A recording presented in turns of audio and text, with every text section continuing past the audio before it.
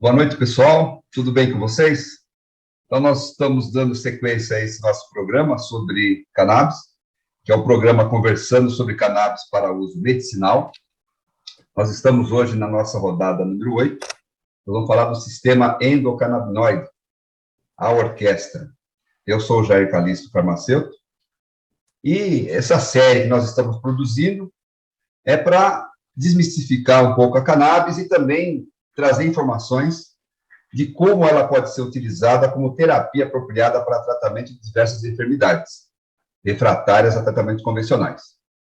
E o nosso assunto de hoje, como eu já falei aqui, é sistema endocannabinoide, a orquestra. E, para falar desse assunto, temos uma pessoa que já gravou outro vídeo com a gente, que é a professora doutora Micheline Freire Donato, que é bióloga, doutora em ciências pela UFMG e pós-doutora pela UFMG e pelo Queen's Medical Center, da University of Nottingham, do Reino Unido. Possui projetos de parceria com a Associação Abraço Esperança. Atualmente é pesquisadora colaboradora do Laboratório de Ensaios Toxicológicos da Universidade Federal da Paraíba. É pós-doutoranda e subcoordenadora de projetos em pesquisa clínica com cannabis medicinal na UNILA. Realiza pesquisa com canabinoides desde 2017, tá bom?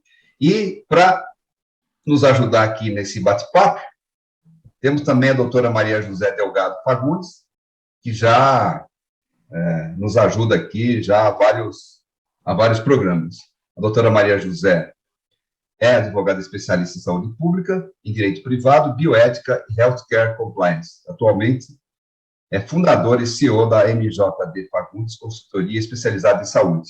Atuou no Sistema Nacional de Vigilância Sanitária por 25 anos, na Anvisa, e foi membro do Ad Hoc Expert Group em Marketing de Alimentos e Bebidas Não Alcoólicas para Crianças da Organização Mundial da Saúde. E também foi diretora de Inovação e Responsabilidade Social e diretora de Relações Institucionais na Interpharma e na Spectrum Therapeutics Canop Group, respectivamente. Bem-vinda, doutora Micheline, novamente, a essa nossa roda de conversa sobre cannabis para uso medicinal. Olá, boa noite, pessoal. Uma honra estar aqui mais uma vez com vocês nesse momento, compartilhando um pouco das nossas vivências e experiências na área de cannabis medicinal e tentando, como o Dr. Jair falou, desmistificar e, ao mesmo tempo, deixar mais claro essa conversa, esse entendimento sobre o funcionamento do sistema endocannabinoide e a sua atuação em algumas patologias, né? Então, hoje a gente vai falar sobre algumas patologias neurológicas, né, interessantes para que a gente possa entender essa conversa. Muito obrigado. Maria José, o seu alô, o seu boa noite. Boa noite, pessoal, tudo bem? Então, hoje, novamente, com a professora, que nos encantou tanto com a primeira gravação, e com certeza hoje nós vamos entender esse sistema endocannabinoide de uma maneira muito inovadora, eu diria, e eu também estou, assim, muito ansiosa por essa conversa inicial. Legal. Jair, eu vou, então, começar aqui com a primeira pergunta? Sim, pode começar. Tá. Professora, então, o sistema endocannabinoide orquestra, o nome já é atrativo, né, já soa como uma música, assim, no ouvido, e isso que nos leva também a uma sensação de dança, né, de movimento. Então, no início da década de 90, o sistema endocannabinoide ainda não estava aí, né, descoberto, e dois pesquisadores muito especiais, né, que trouxeram isso para apresentar aí a ciência, né, o Dr. Rafael Michula, que é da Universidade, professora? Israel, claro, onde tem muito mais pesquisas do que tudo de cannabis, né? E ele aqui com o nosso querido Elisaldo Carlini, que dedicou 50 anos da sua vida a estudo da cannabis, né? Então, assim, o que a gente acaba lendo e tentando entender um pouco por outros meios é que trata-se de um sistema complexo de sinalização celular por meio de transmissores dentro do nosso corpo. Ainda hoje, poucas pessoas, né, ouviram falar desse sistema. Então, às vezes, a gente comenta algumas coisas relacionadas a isso, e a família acha estranho, os amigos acham estranho, mas aí a professora disse que pode nos contar como ele funciona de forma descomplicada, que sistema é esse, né, que orquestra o funcionamento de todo o nosso corpo, E aí, é com grande expectativa, professora, que eu espero essa sua explicação acadêmica e didática que a gente já conhece. Bom, então, como você mesma falou, o sistema endocannabinoide é um sistema recente, ele iniciou seus, os alvos terapêuticos, os alvos farmacológicos, eles surgiram a partir da década de 1990 com a descoberta dos receptores, né? Porém, ele veio, na verdade, ser elucidado a partir dos primeiros achados com os fitocannabinoides. Então, em 1964, o Dr. Rafael Michula, ele traz pela primeira vez essa descrição desses fitocannabinoides, principalmente do delta-9-THC, que é o principal psicoativo, né, dessa composição, né, dos componentes aí da cannabis, e em seguida vieram surgindo, né, os novos componentes, né, os novos músicos dessa orquestra, e aí para facilitar, eu vou projetar aqui para vocês um esqueminha que a gente fez didaticamente para poder nos auxiliar nessa elucidação desse sistema, tá joia? Só um minutinho. Eu acho que eu não estou conseguindo. Ok. Vocês estão me visualizando aí, tranquilo? O material? Não. Ainda não. Está dando eu acho que está dando uma mensagem que eu estou desabilitada para compartilhar. Deixa eu ver, eu mudei aqui para múltiplos participantes, vamos ver se a senhora consegue.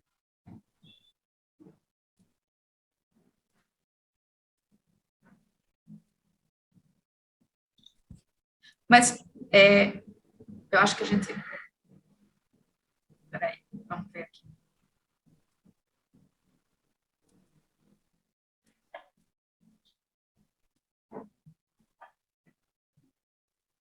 Eu não estou... Aqui, vamos ver aqui se dá certo. Agora tá ok? Sim. Agora sim.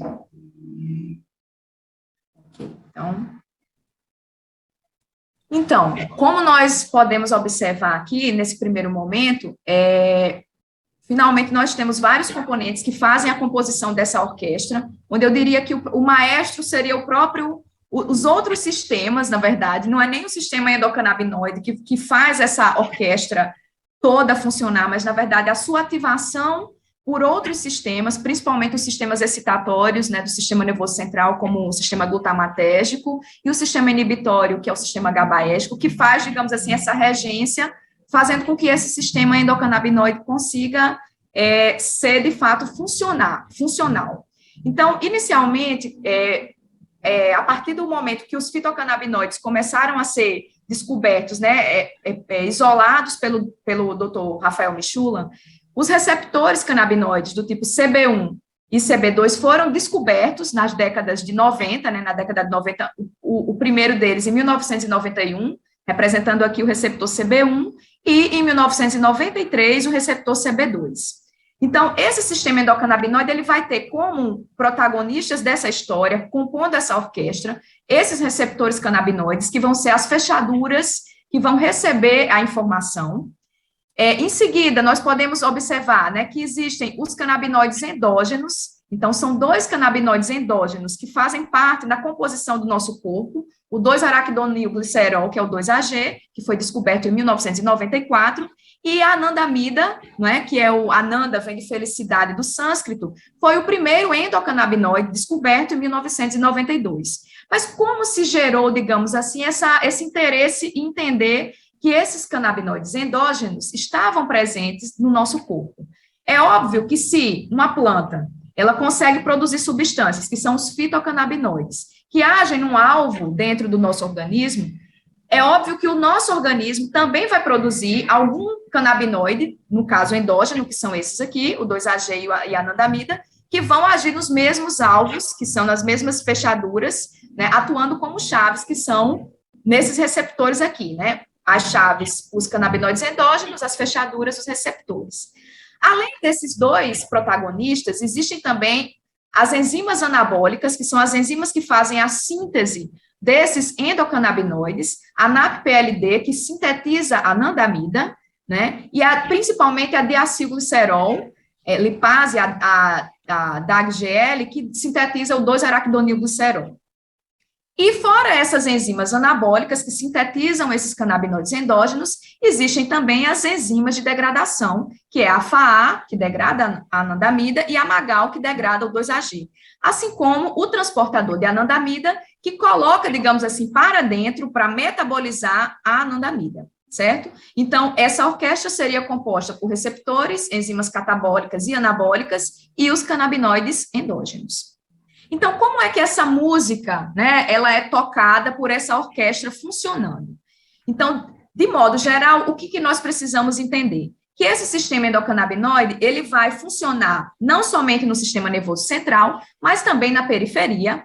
Porém, para elucidar aqui melhor, eu vou trazer o exemplo do funcionamento no sistema nervoso central.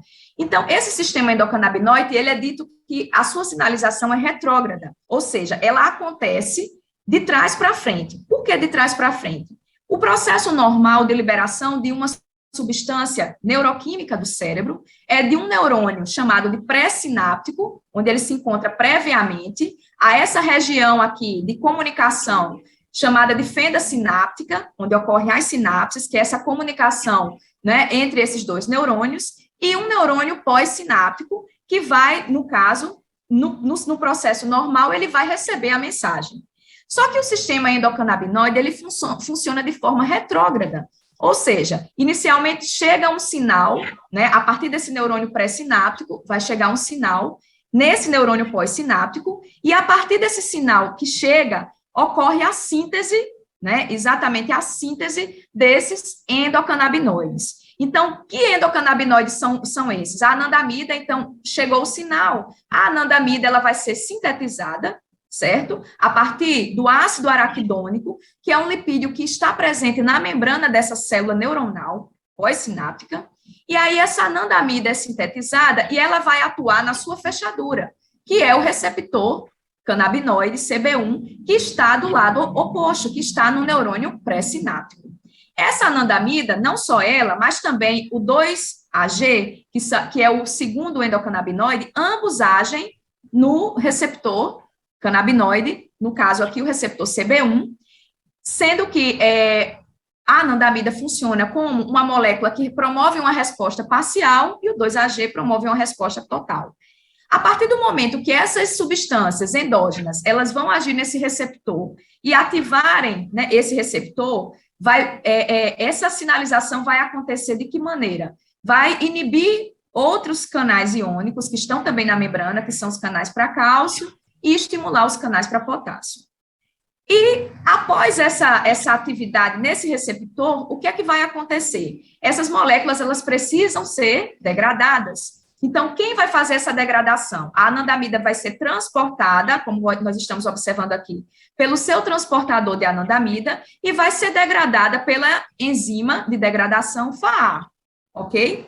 Enquanto que o 2-AG, ele vai, né, ser transportado para dentro do neurônio pré-sináptico e ele vai também ser degradado pela sua enzima de degradação, a MAGAL, né? A partir daí, quando esses dois endocannabinoides, eles são degradados, o efeito farmacológico, ele é, digamos assim, terminado, né, finalizado.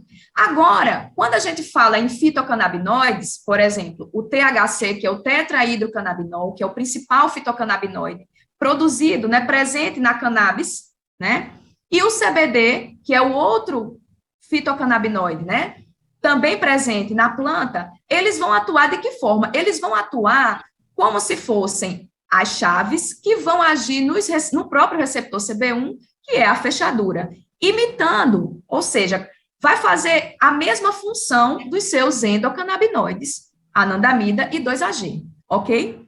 Então, se a gente fosse pensar, quando a gente usa, né, a cannabis medicinal em qualquer patologia, qual que é a ideia, né, farmacológica para a gente ter uma resposta para tratamento dessa doença? A ideia farmacológica é que os fitocannabinoides THC e CBD ajam nesse neurônio pré-sináptico, no seu receptor CB1, né, ativando esse neurônio e desencadeando a resposta e modulando esse neurônio pré-sináptico. No caso, por exemplo, da epilepsia, o que é que acontece? Na epilepsia, esse neurônio pré-sináptico, ele está produzindo, que é um neurônio glutamatérgico, ele está liberando um neurotransmissor excitatório aqui, que está excitando esse outro neurônio. E aí, essa excitação exagerada, exacerbada, como nós chamamos, é o que promove essa descarga, né, gerando os eventos convulsivos. Na hora que esses fitocannabinoides, eles entram em ação, né, eles vão atuar nesse receptor, que é a fechadura, modulando esse neurônio pré-sináptico e impedindo que haja essa descarga de neurotransmissores aqui.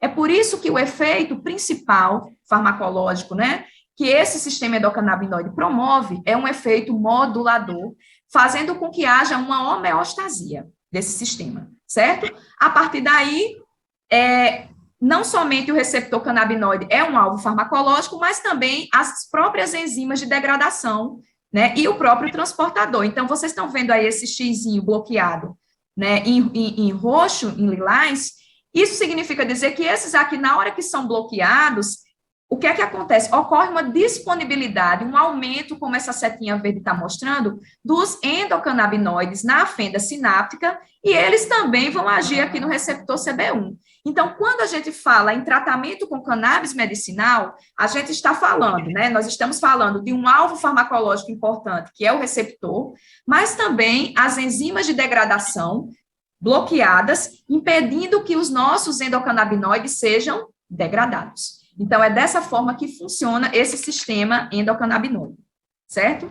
E se a gente for pensar, por que ele age em várias patologias? Ele vai agir em várias patologias porque ele está, como nós observamos aqui nessa imagem, distribuído, né, por todo o nosso corpo. Então, em verde, a gente observa a elevada distribuição do receptor CB1 nesses neurônios pré-sinápticos, GABAérgicos e glutamatérgicos, bem como nas outras células, né, que fazem parte do sistema nervoso, que são as células da glia, né? Então, está bastante concentrado em nível do sistema nervoso central, principalmente nessas regiões do núcleo do trato solitário, hipotálamo, sistema motor e medula espinhal, que são muito importantes nas patologias que nós iremos trabalhar hoje, certo?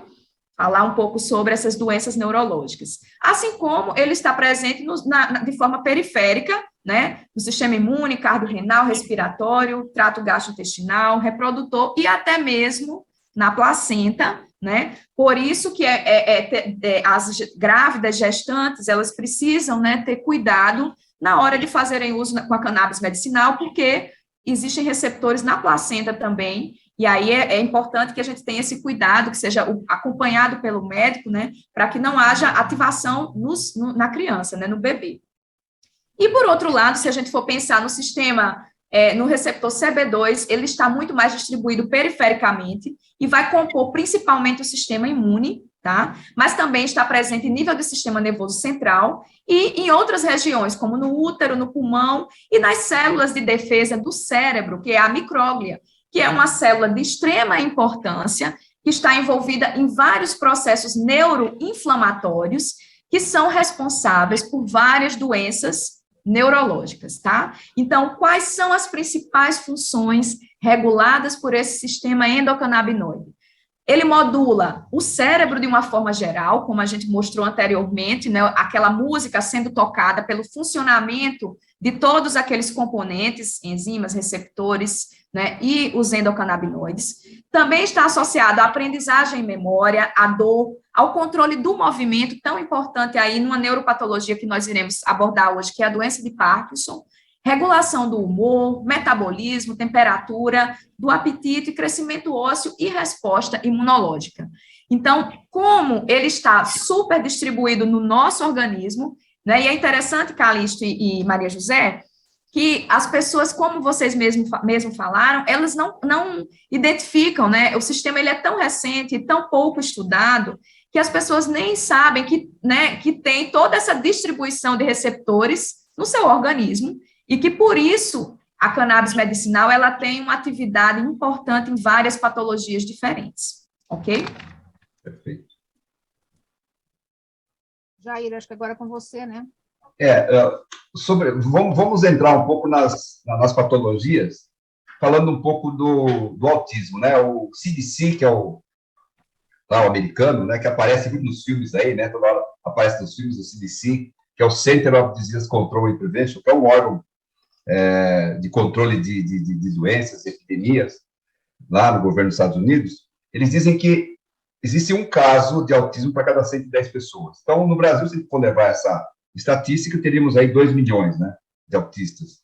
Então, como é que o tratamento da cannabis, para uso medicinal, né, impacta o sistema endocannabinoide e produz resultados importantes para o paciente, conforme relatado por mães e pesquisadores e tudo mais? Olha só, antes de falar sobre autismo, porque quando nós falamos sobre autismo, a gente vai falar um pouco sobre a atuação desses fitocannabinoides de forma isolada, é importante que a gente tenha uma ideia que o canabidiol, o CBD, ele entrou como protagonista, muito antes do autismo, ele entrou nos casos de epilepsia refratária, certo? Então, quando ele foi, digamos assim, recrutado, na verdade, foi pelos primeiros casos de Charlotte Fig, esse caso aqui clássico, que uma menina de 5 anos apresentava 50 crises tônico-clônicas por dia, e quando ela começou a utilizar um extrato, né, full spec, com alto CBD e baixo THC, essas convulsões de 50 passaram a reduzir para 3, né? A partir daí, desse caso de Charlotte Fig, um caso no Brasil, em 2014, que foi, digamos, o protagonismo do CBD no Brasil, foi o caso da menina Anne Fischer, da família Fischer, que ela sofria de um caso grave e, ao mesmo tempo, raro, de encefalopatia epiléptica, né?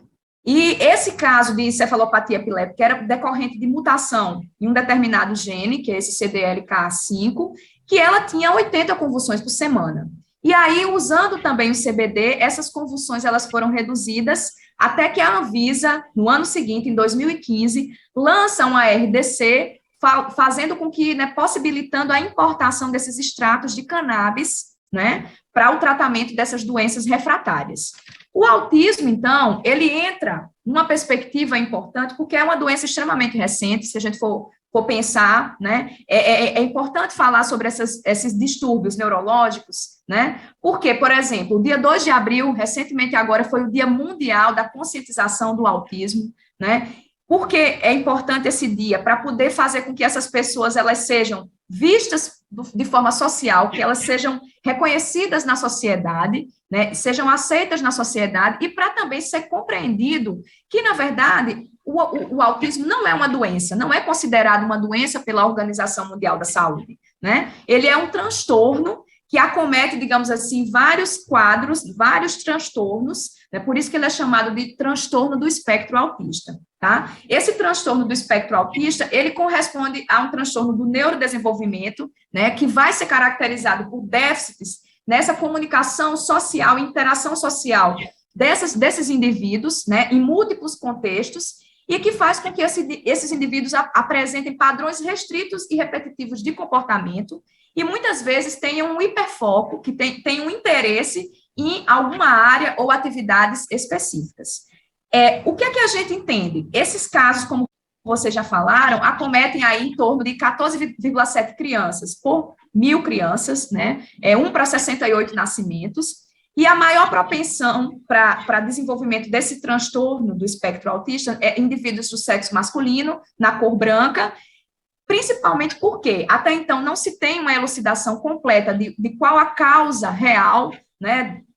Na verdade, são múltiplas causas atribuídas ao transtorno do espectro autista, desde causas ambientais a microdeleções em determinados genes, né, como um dele no gene do cromossomo X, o PTCHD1, né, onde como o sexo masculino só tem um cromossomo X, né, porque é XY, esses indivíduos eles são mais propensos a desenvolver o transtorno, certo?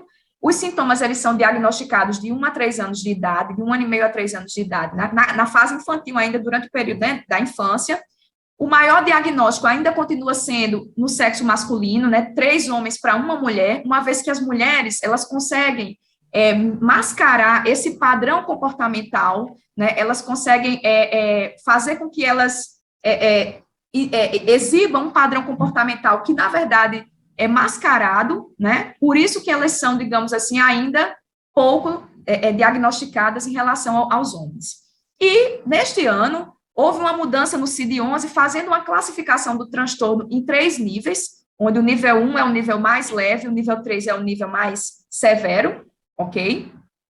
E também, além dos níveis, também são classificados pelos tipos de autismo, né? Então, a síndrome de Asperger é o nível mais leve, né, do transtorno, e tem características específicas, né, até, digamos assim, o transtorno, né, autista, né, onde esse tratamento padrão até hoje, ele é desencadeado a partir do uso de antipsicóticos, ansiolíticos e antidepressivos, inibidores da recaptação de serotonina, porém, não se tem uma resposta, digamos assim, terapêutica eficaz com o uso apenas desses medicamentos alopáticos.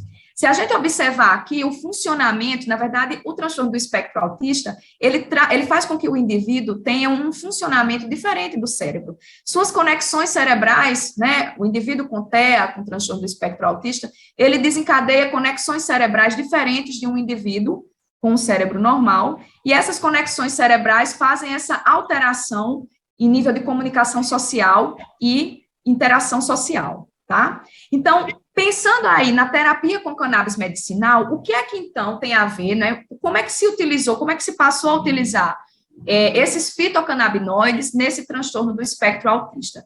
Porque pesquisas mostraram que ocorre, né, em cérebros de indivíduos com transtorno do autismo uma redução dos receptores CB1, que são aqueles receptores que estão abundantes no sistema nervoso central, e esse déficit desse receptor, essa expressão reduzida, prejudica o processamento de recompensa social e, por isso, afeta o comportamento social.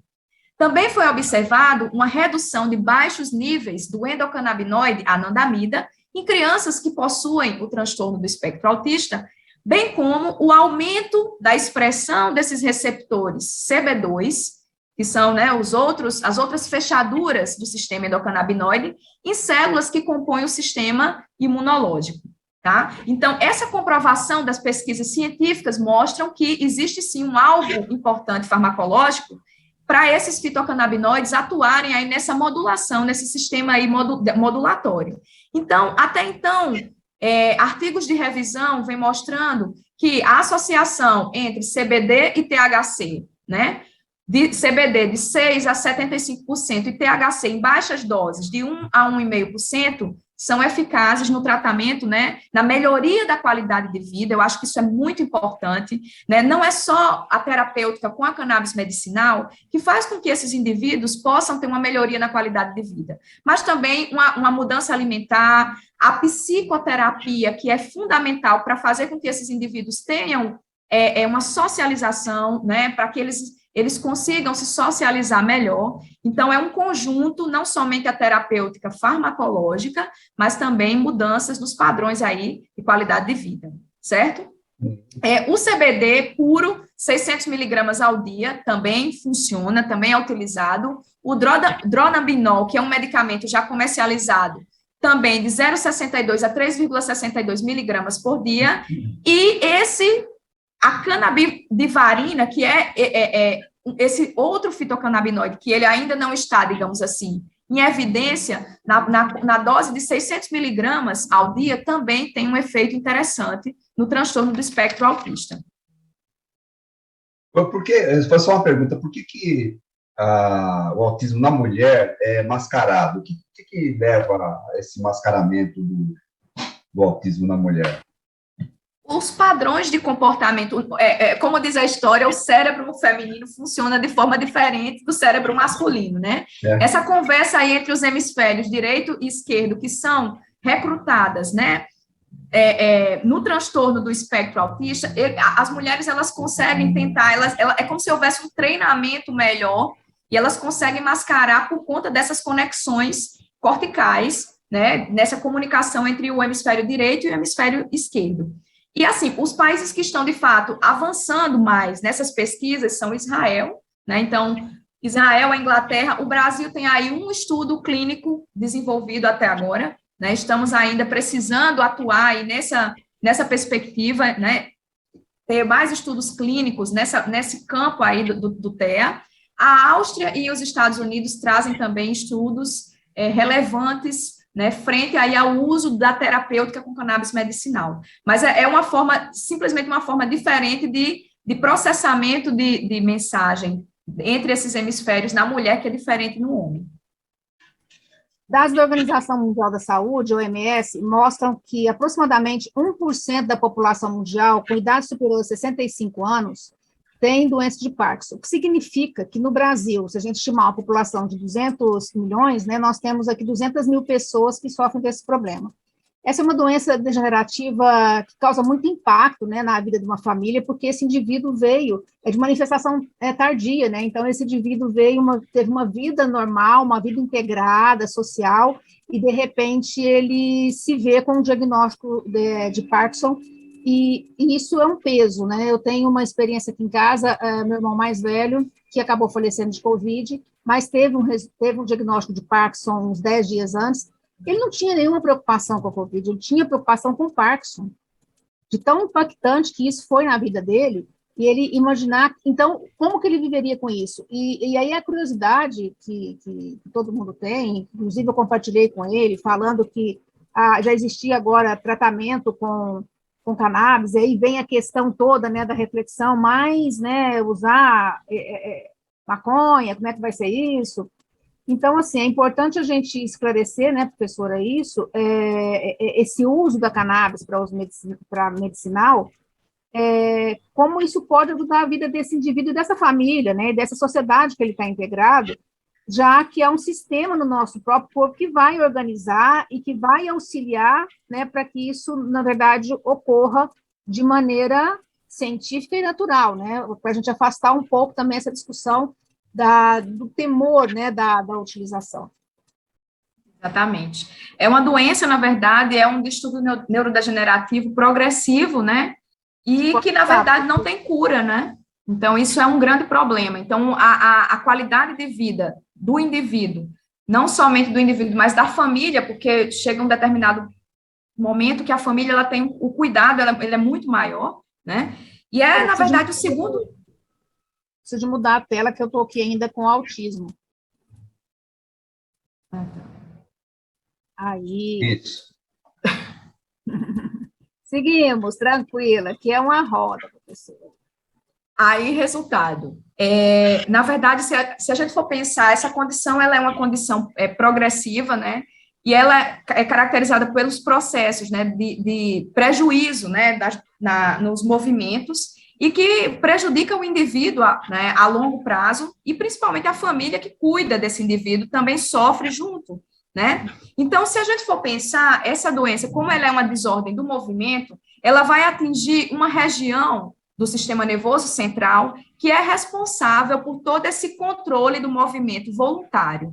Então, nessa região está envolvido aí o córtex cerebral, motor, né, a região do córtex motor, mas principalmente conectado a esse córtex motor, toda a região que a gente chama dos gânglios da base, né, que é uma região subcortical formada por vários núcleos, né, dentre eles o estriado dorsal, né, esse núcleo estriado ele é extremamente importante porque ele faz tanto o processamento de entrada da informação, quanto o processamento dessa informação quando ela retorna via córtex. Então, a entrada da informação, ela vem para o estriado e ela vai ser distribuída, né, e vai também atuar no retorno dessa informação do córtex, né. Toda essa região do tálamo também está envolvida, a substância nigra, né, e do globo pálido, né, que também está, digamos assim, comprometido. São os 4 núcleos importantes que estão associados, né, ao transtorno da doença de Parkinson. E, na verdade, tanto o globo pálido, essa região que está aqui em vermelho, tá, como os núcleos subtalâmicos, né, são muito importantes, se a gente for pensar, para a regulação desse movimento voluntário. E aí, o comprometimento de neurônios, a perda de neurônios dopaminérgicos, que é o neurotransmissor, né, responsável por esse controle, por esse movimento voluntário, na verdade, faz com que esse indivíduo ele tenha um prejuízo, né, a partir dessa deficiência de dopamina nessa região do estriado dorsal, certo? E essa deficiência de dopamina é que vai gerar esses sintomas de tremor, de repouso, né, de tremor nas extremidades, de rigidez nas articulações, de instabilidade na postura e da lentidão nos movimentos. Então, o que vai caracterizar como de forma principal, né, a manifestação do quadro é esse tremor de repouso, esse tremor nas extremidades e esses outros sintomas que a gente falou. Bom, cerca de 1% da população mundial é acometida por esse distúrbio, população acima de 65 anos, e se a gente for pensar na população brasileira, 3% da população brasileira é atingida, né, com esse distúrbio neurodegenerativo. Então, a redução de dopamina que se dá devido à morte desses neurônios dopaminérgicos é que são, digamos assim, o alvo, né, a causa fisiopatológica desse distúrbio. E hoje, né, a farmacologia, a farmacoterapia, né, tradicional que a gente fala para o tratamento da doença de Parkinson, né, é o uso da L-Dopa e de anticonvulsivantes, só que geram complicações que são, digamos assim, prejudiciais, né? Por exemplo, a indução de discinesia, né, desse não controle do movimento, é o que acontece como efeito colateral com esse uso da L-Dopa, né? E agora, no dia 4 de abril, né, recentemente, essa semana, tivemos o Dia Nacional do Parkinsoniano, né? Importante aí para que a sociedade tenha uma consciência de não somente como é que a doença funciona, né, mas também pela inclusão desse indivíduo na sociedade, pela busca da melhoria da qualidade de vida. Então, quando a gente fala de melhoria da qualidade de vida, a gente está falando em uma terapêutica que pode auxiliar nisso aí, que é a terapêutica com a cannabis medicinal para esses pacientes que desenvolvem um quadro, né, de doença de Parkinson.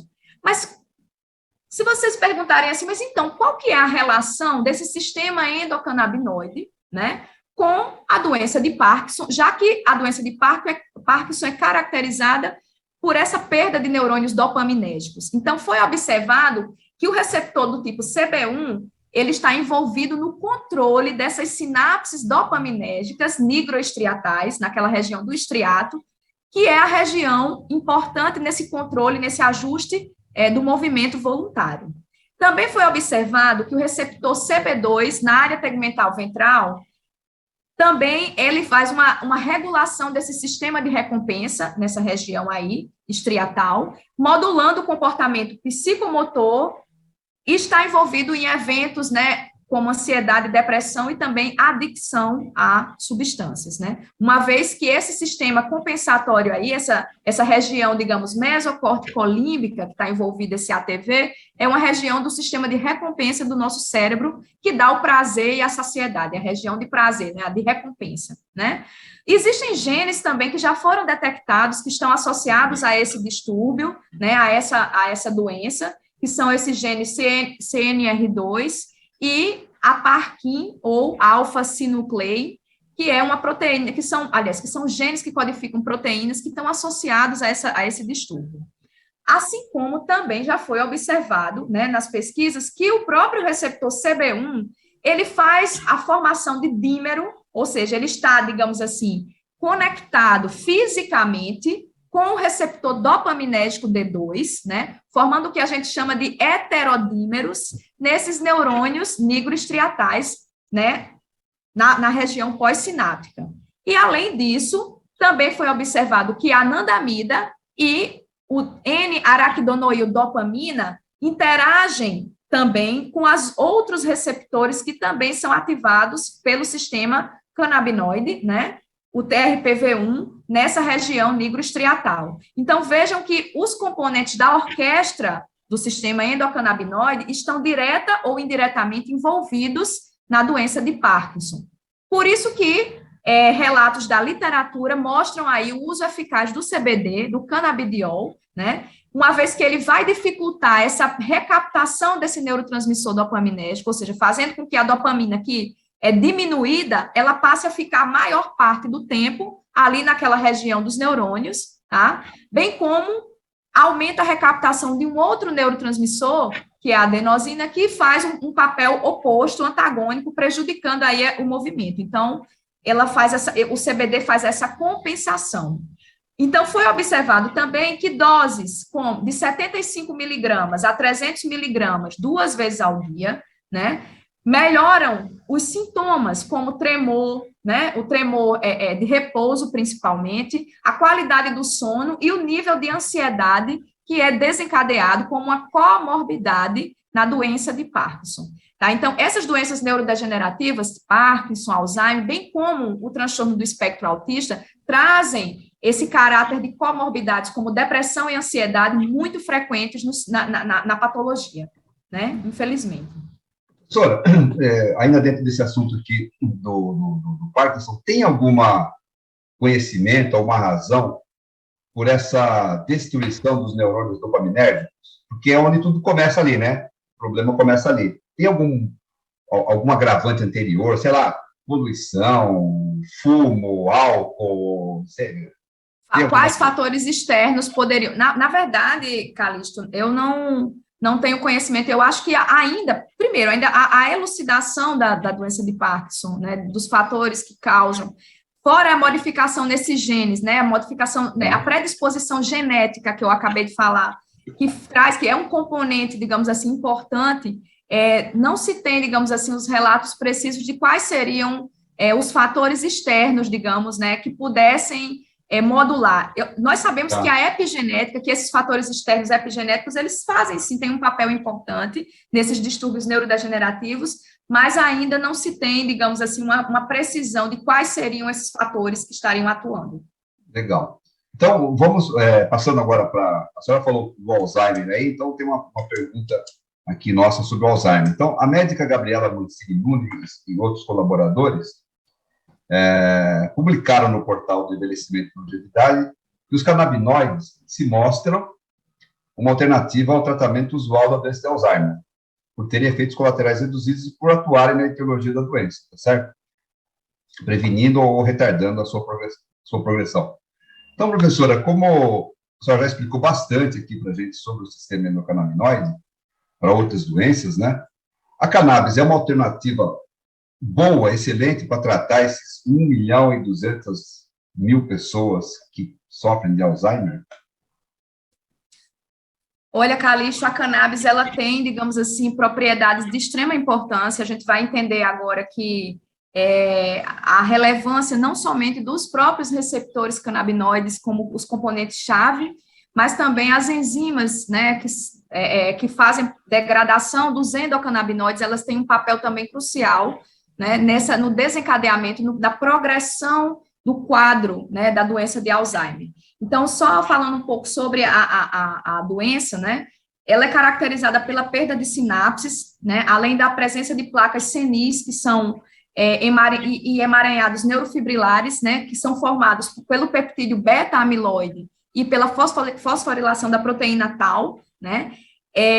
Então, essas sinapses, elas vão, como a imagem mostra aqui, gradativamente, é uma doença, assim, devastadora, como a gente pode falar, né, porque ela gradativamente vai fazendo com que o cérebro do indivíduo, ele vá, de fato, tendo perda, né, a ponto do indivíduo não lembrar de absolutamente nada. Então, a falta da memória, né, o comprometimento da memória é um fator, digamos assim, é um sintoma, um dos sintomas principais da doença de Alzheimer, né, e obviamente que esses sintomas, eles vão sendo cada vez mais graves e severos à medida que há um progresso nesse quadro da doença, né, até o ponto do paciente ele não conseguir nem se alimentar, né, ele fica um paciente completamente dependente, né. Então, essa doença, ela foi descrita, né, no século XX, no início do século XX, por Alois Alzheimer, e é a principal, né, transtorno de demência, cometendo aí cerca de 4 milhões de pessoas só nos Estados Unidos, e, em geral, de 5 a 10% dos indivíduos com menos de 65 anos já começam também a serem diagnosticados com Alzheimer. Então, cada vez mais pessoas mais jovens, né, idosos, digamos, mais jovens, são acometidos, são diagnosticados pela doença. Então, estima-se que a gente tenha praticamente o dobro disso aí daqui a 10, 20 anos, uma vez que a população, a tendência, a população está aumentando, né?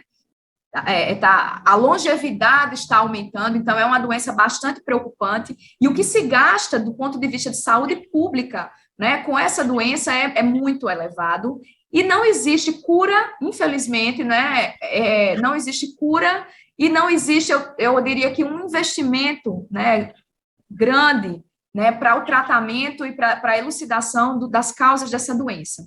Então, existem aí algumas hipóteses, né, que vão, digamos assim, permear por que é que o paciente desenvolve esses quadros progressivos de degeneração. Então, a hipótese amiloide é uma hipótese que vem mostrando falando sobre o maldobramento proteico dessa camada densa de peptídeo beta-amiloide, com essa fosforilação das proteínas tal, seria, digamos assim, uma das principais hipóteses.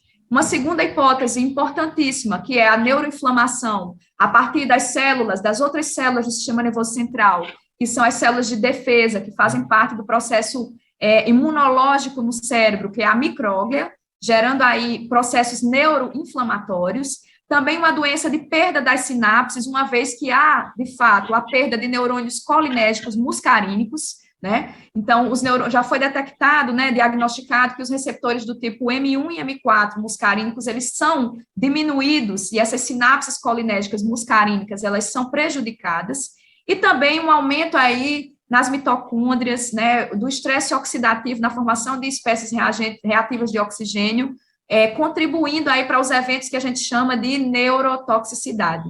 Então, se a gente observar nessa imagem aqui, o cérebro de um indivíduo saudável, né, completamente preenchido pela substância cinzenta, né, pela periférica e pela substância branca central, né, e aqui de um indivíduo com um quadro severo de Alzheimer. Então, a gente percebe nitidamente a perda da massa encefálica, exatamente por conta dessas perdas neuronais das sinapses, né? E o que, na verdade, a gente sabe é que essa doença é uma doença de aumento do estresse oxidativo, é uma doença neuroinflamatória e resultante aí de vários eventos bioquímicos, de oxidação, peroxidação lipídica, e essas respostas aí de formações de espécies reativas de oxigênio que geram esses eventos de estresse oxidativo no cérebro.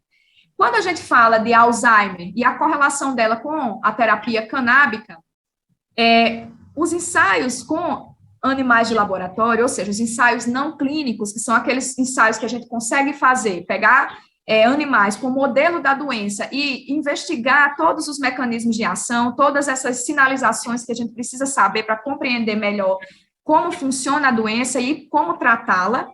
Foi observado que esses animais, modelos para a doença de Alzheimer, eles têm um acúmulo de placas beta-amiloides e uma hiperfosforilação da proteína tal, e neles foi observado que níveis dos receptores CB1 são inalterados, então a quantidade de receptor CB1 é inalterada, mas a quantidade de receptor CB2 é diminuída, certo? Então, existe uma alteração desses receptores CB2 e não dos receptores CB1, porém, apesar dos níveis de expressão dos receptores CB1 não estar diminuído, mas existe uma outra modulação, um outro rearranjo, aí, uma comunicação entre, digamos assim, prejudicada desses receptores, né, juntamente com os endocannabinoides.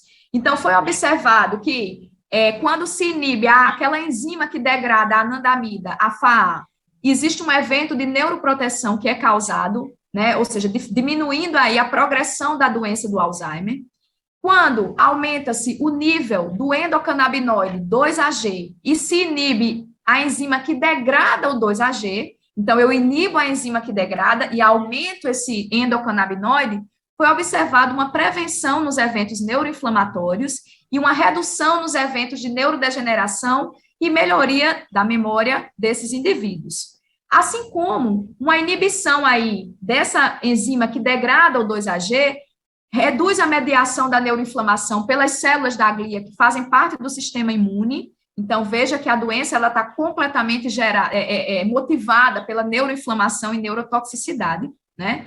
E comprovado aí nos pacientes, né, num estudo pós-morte com os pacientes com doença de Alzheimer, uma redução também do nível de anandamida no córtex frontal e temporal, correlacionada com um acúmulo dos peptídeos beta-amiloides nessas regiões, tá? Então, atualmente, o tratamento que é feito para esses pacientes, né, com a cannabis medicinal, que vem mostrando, assim, uma melhoria,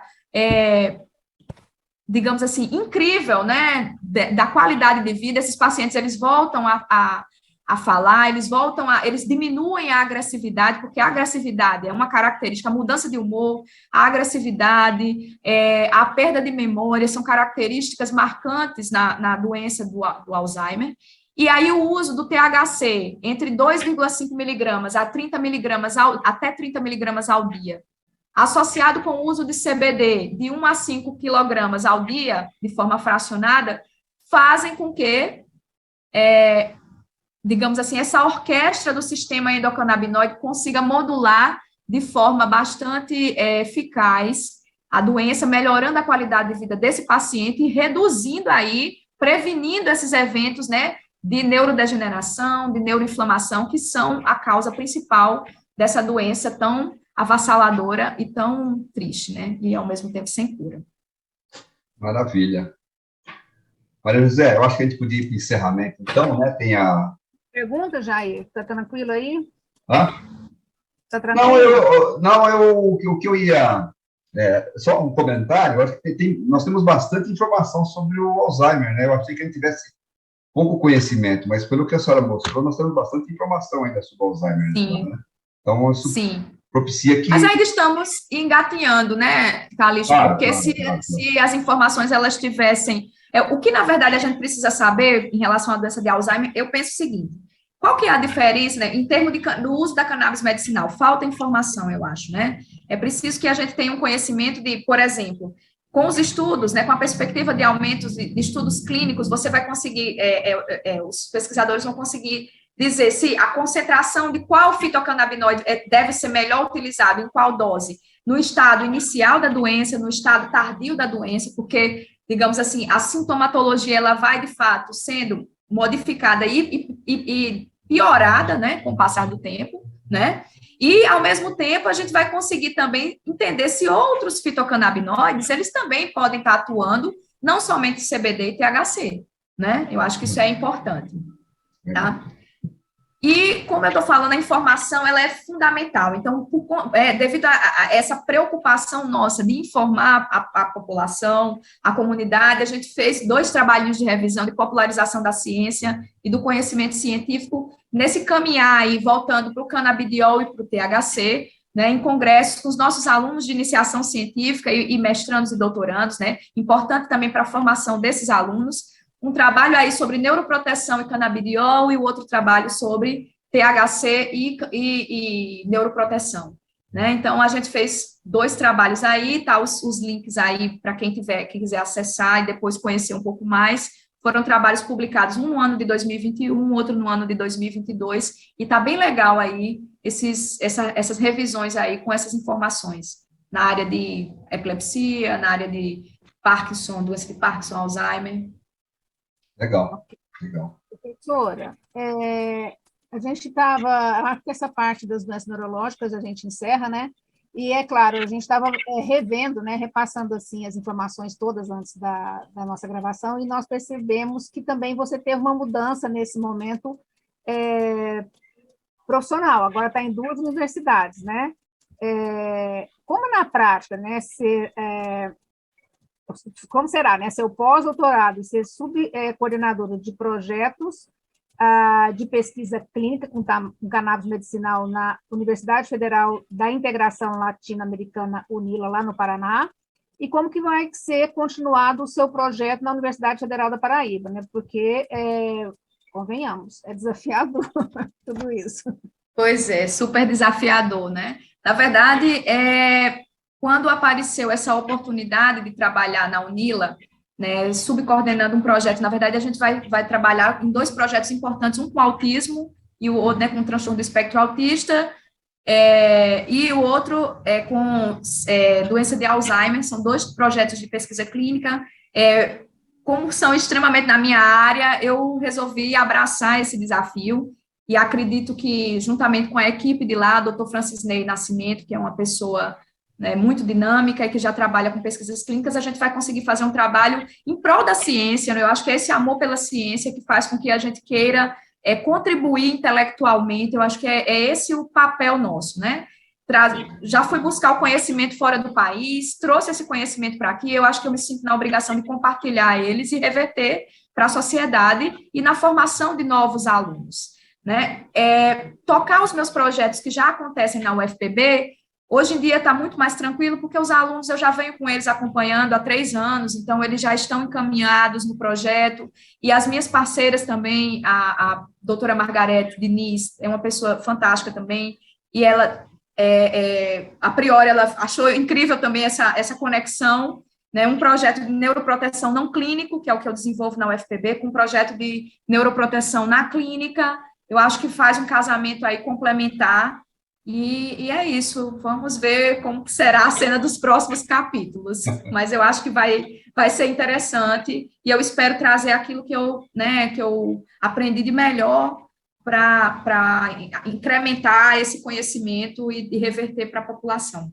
E foi sensacional ver essa sua apresentação, gostei muito, assim como Maria José, e maravilha, a gente, nossa, só tem que agradecer você por essa aula maravilhosa aí que nos deu aqui. Eu espero, né, que tenha ajudado, principalmente, eu sei que é muito complexo o sistema endocannabinoide, mas que pelo menos as pessoas que têm as patologias ou então os cuidadores que acompanham tenham a oportunidade de ter essa visão ampla de como que essa orquestra funciona dentro do organismo e por que é tão importante continuar e manter a terapêutica, né? Não pode parar, né? Para poder melhorar a qualidade de vida, tem que continuar usando a cannabis medicinal. É por isso que a gente defende o uso da cannabis medicinal em várias patologias. E esse conhecimento está me servindo. Eu estou com um caso agora recente de Parkinson na família, então está me servindo aqui essas informações todas para eu ajudar ao máximo lá essa pessoa que está aí em São Paulo. Mas legal, Maria José, obrigado mais uma vez aí por estarmos nessa trilha, né? Com certeza. E obrigado, professora, e obrigado a todos, então. Eu que agradeço mais uma vez, é uma honra estar aqui com vocês. Que isso, um papo delicioso. Não, né? Nós é que temos a honra. Nossa, a artista é a senhora, né? A doutora, a pesquisadora, a cientista. Nós somos trabalhadores aqui, assim. Né? A gente também, viu? O trabalho é difícil, né? Eu tô falando assim, mas vamos embora. Nós somos operários, né? A senhora é uma cientista, é uma pessoa que tem uma pesquisa e tal. Então, eu considero acima de mim, assim, em termos de conhecimento, porque o cientista ele é uma outra pessoa que a gente tem que respeitar muito, né? Cientista ciência. Tem que ser com muito amor, né? Porque fazer pesquisa não é fácil, é muito desafiador. Vai ter um desprendimento e uma dedicação grande, né? Legal, bom, então, muito obrigado. Vamos chamar a turma para as próximas rodadas, que está cada vez melhor as nossas conversas, as nossas trocas, né? E tentando fazer uma conexão, uma gravação com outra, para que as pessoas possam entender de assuntos que são tocados mais superficialmente em algumas e mais profundamente em outras, né? Então, eu espero que também todos gostem, que, né, possa ser uma contribuição também para profissionais de saúde, para os médicos, os prescritores, para entender um pouco mais, né, naqueles que ainda estão começando, já que não são muitos profissionais que se envolvem ainda com a cannabis, mas que fiquem de olho nas nossas rotas. Nós vamos aqui, nós já estamos com material muito bom e cada vez ele vai ficando melhor. Professora, muito obrigada. Obrigado, Maria. Uma noite aí de conversa e até a próxima. Tchau.